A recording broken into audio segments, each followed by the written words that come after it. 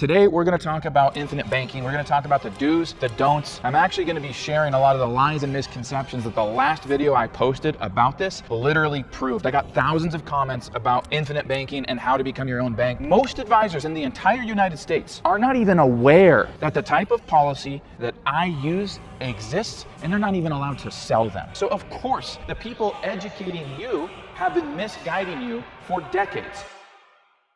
What's up guys, Ben Oberg back with another video. So today I'm actually going to be showing you a lot of the secrets that the insurance professionals and the advisors do not want you to know. I get nothing for saying this. I'm not an insurance advisor. I'm not a financial advisor. Everything I say here, strictly education. But the funny thing is that I've spent the last several years owning a marketing company that works with financial advisors. So I've gotten this very insider look that most people don't get about infinite banking, about the insurance industries, about how they're incentivized to sell you things that pay them a higher commission, but don't allow you to profit as much as you should. So you're gonna get the truth here. I'm gonna talk about IULs versus VULs, the limitations they have, the hidden insurance costs. We're gonna go over my personal wealth building strategy with infinite banking and how I use institutional grade financial products, the kinds the banks use to build wealth. I'm gonna show you the assets that I go into, what I deploy my capital into, and how I use infinite banking done properly to multiply my money and hedge inflation. Now, a common misconception is people think you can only do this with insurance. So we're actually gonna talk about a couple different mechanisms that you can use to become your own bank. And guys, at the end,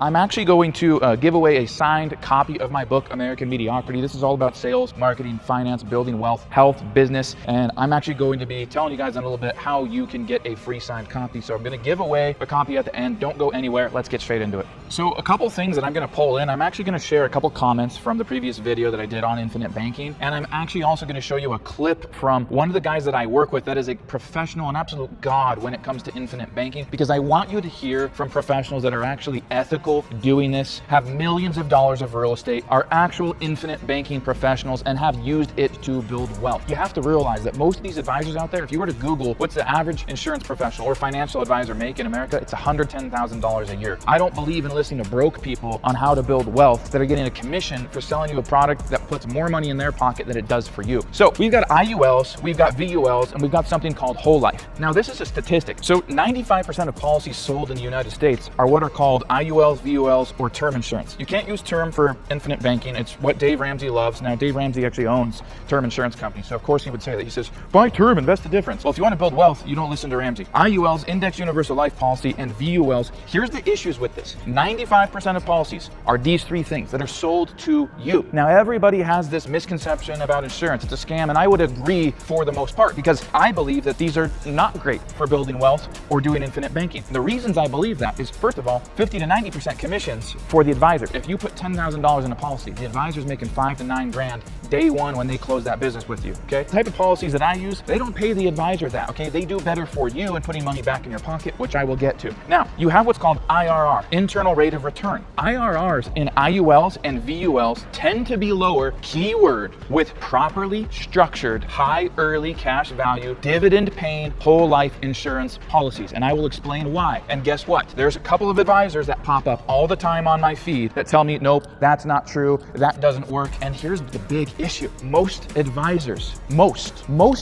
in the entire United States are not even aware that the type of policy that I use exists, and they're not even allowed to sell them. So of course, the people educating you have been misguiding you for decades. So here was an actual intelligent comment from my last video on infinite banking from an advisor that actually was aware of what I was speaking about. And he said, I love this, brother. I'm an insurance agent, and IULs and VULs are trash. The cost of insurance is insane, and agents selling those are criminals. Dividend paying whole life policies is where it is at, which is a point that he just brought up. The insurance cost is typically hidden, and it's rising throughout the years of owning an IUL or a VUL. IUL stands for Index Universal Life Policy. VUL stands for Variable Universal Life Policy, okay? The insurance cost rises throughout the years of ownership. So here you are trying to build cash value, but you've got this insurance premium that you're never getting ahead of, okay? So even if you've got a good rate of return in here, you're spending so much money on insurance more and more year over year that you're not able to hedge inflation. The next problem when it comes to infinite banking is these policies are not designed for infinite banking, but they are what you're sold. And here's why that is. With an IUL or a VUL, you have to do what is called a policy loan. I'll break this down in layman's terms. If you have $10,000 of cash value in your IUL or your VUL, and you want to use it to do infinite banking, you have to take out a policy loan. What that means is you have to take money directly out of the cash value, which stops its growth. Now, I don't do that. I allow my cash value to continue growing, and I borrow against it, which I'm going to talk about in a second. So I've talked about the don'ts. Again, this is not financial advice. This is based on my experience of actually building wealth with infinite banking, and I use whole life policies. I'm going to break down the do's here, but the don'ts are this: rising insurance costs, a lower internal rate of return than what you can get with a properly structured whole life policy, and you have to do a policy loan, which stops your cash value growth and it eliminates your leverage. So the do's are what is called a dividend paying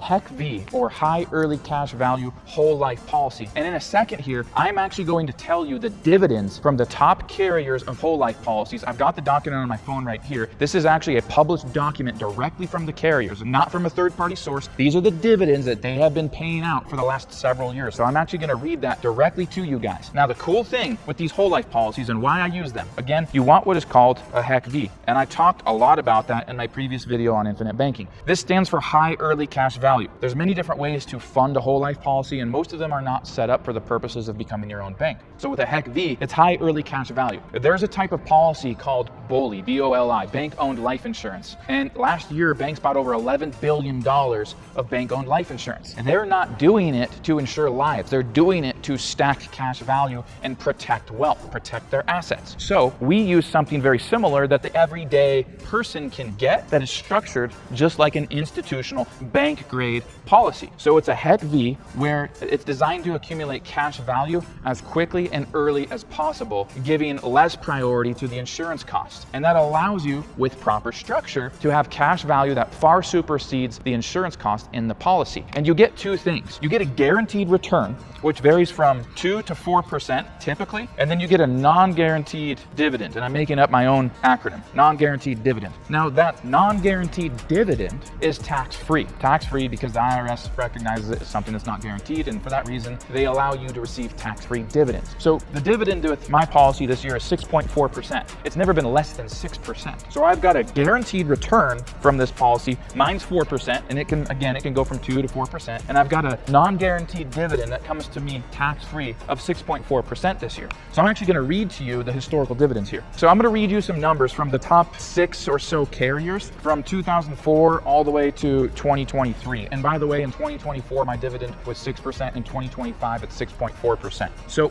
by the way, we use companies like Mass Mutual, Guardian, Northwestern Mutual, Penn, New York Life. These are the top mutually participating, dividend-paying, cash value whole life insurance carriers. Now, the problem here's a don't. You can't just run off to an advisor and have them get you this type of policy. These insurance companies gatekeep the insurance agents that they allow to sell these policies. So I get messages all day, comments from people that are oblivious, that are in the industry, that don't know shit about this, telling me the very policy I have doesn't exist. It's so funny because I'm literally looking at the policy doc right now. So dividends here. Let's look at this. 2004, this is Mass Mutual, 7.5%. 2005, 7%. Now keep in mind, you have that non-guaranteed dividend, and then you have the guaranteed return. This is just the dividend. 7.5% 04, 7% 05, 7.4 06, 7.5 07, 7.9 08, 7.9 guys, 7.6 09, 7 for 10, 6.85, 7, 7.1, 7.1, 7.1, 6.7, 6.4, 6.4, 6.2, 6.6, and again for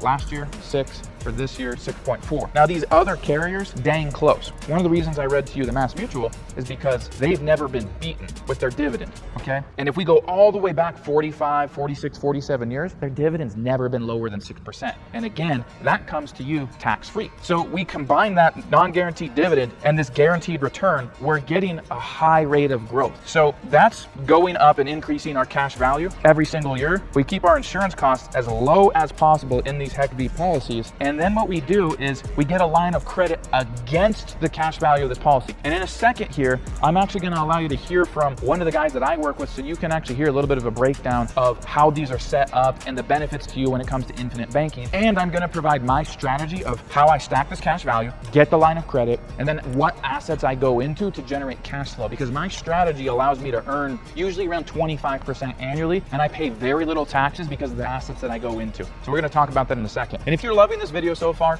make sure to smash that like button. If you're brand new to the channel, subscribe. And again, remember, I'm going to be giving away a signed copy of my book a little bit towards the end, and I'll tell you how you can enter to win that in just a second here. You obviously have the ability to offer IUL, VUL, etc., but you don't, and I know there's a reason for that. So let's just go over the good, the bad, the ugly, why some people are pitching VULs, IULs, and what I really at the end of the day for the purposes of creating cash flow and leverage whole life, and the right type of whole life is the way to go. There's a couple of different reasons why we don't prefer the universal life chassis over the whole life chassis, one of which is the internal expenses. So what people don't realize is universal life chassis are built on a rising term insurance cost. So every single year that you get older, your cost of insurance goes up with that policy. So even though you, the consumer, are paying a fixed premium throughout your life, eventually the cost is going to be higher than what you're paying. So what do you think the insurance company's options are in order to keep that plan alive? They have three options. They can either ratchet up your premium, send you a bill and say, Joe Smith, if you want to keep this particular policy alive, you're going to have to pay $3,000 a month instead of $100 a month to keep it in force.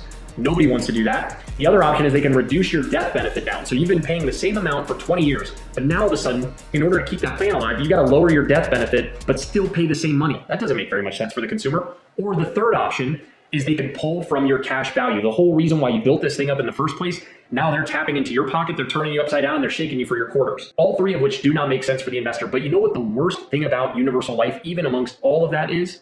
The worst thing about universal life is it doesn't actually work for our strategy. Banks will not lend against universal life policies due to the risk. So banks will not give you a third-party line of credit against a universal life policy. They will only do it against a whole life policy because they know it's a fixed product with fixed cost with a guarantee tied to it.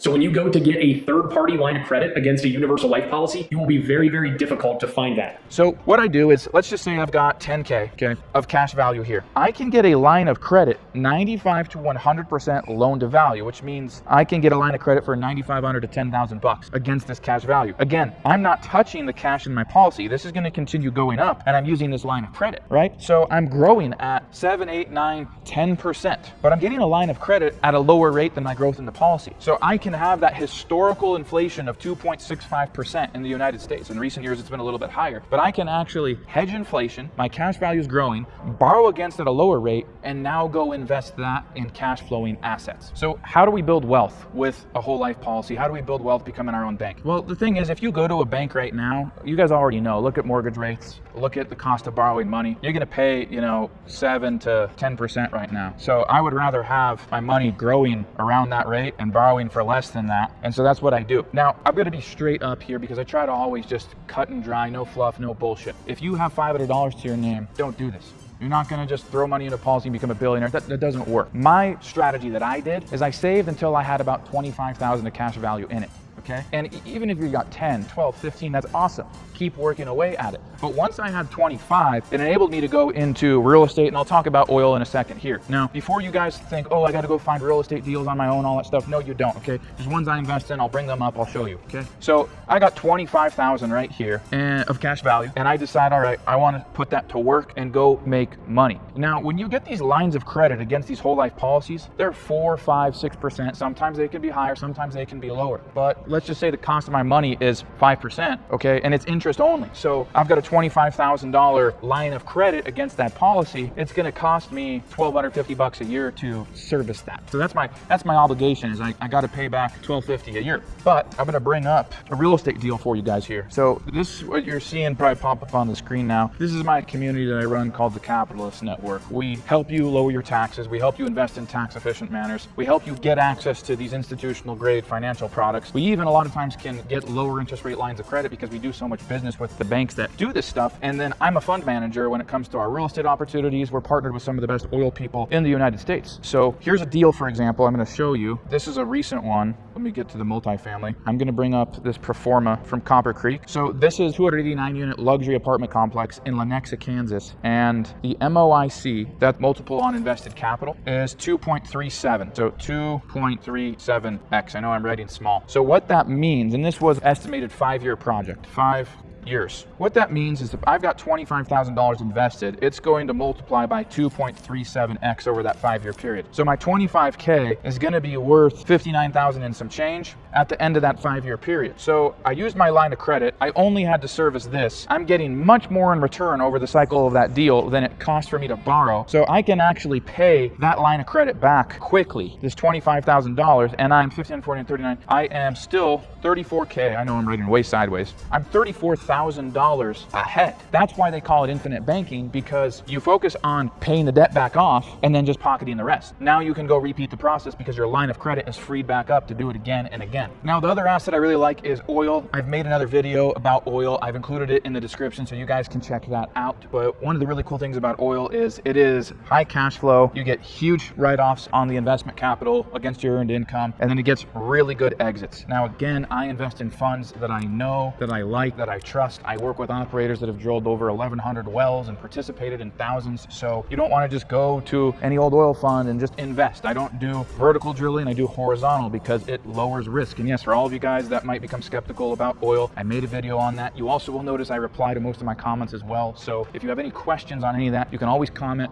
or you can go in the description and check out the video that I made regarding oil. But it's high cash flow. So I use the same thing. I use that cash flow to pay the line of credit back, and I repeat the process. Okay, so gonna give away a book in a second here, but I'd like to know in the comments, let me know what your questions are about infinite banking, about policies, about how to become your own bank. Let me know in the comments. I try my best to reply to every single comment. If you're skeptical, you have questions, you just want to dive deeper, let me know. And if you do want to get inside the Capitalist Network, there's a link in the description to our 7-day free trial where you're going to learn about economics. You're going to learn how to get access to these policies, how to leverage them, how to get lines of credit against them, and be able to know what vetted opportunities that you can go into, whether you're just getting started, you're a sophisticated investor. We have people worth hundreds of millions inside TCN. We have people that are worth a couple 100,000. We have people that are just making 40, 50K a year. So for anybody and anywhere in between, we're here to help. Again, link is in that description. And now, book time. The giveaway is very simple. All I want you to do is comment the biggest life lesson that you have learned, and I'm going to pick a winner. I will reply to that comment, and then I will actually have you email me so I can collect the shipping address, sign your book, and get it sent out to you. Appreciate you guys. I hope you enjoyed this video. Make sure to subscribe if you're brand new, and I'll see you in the next video.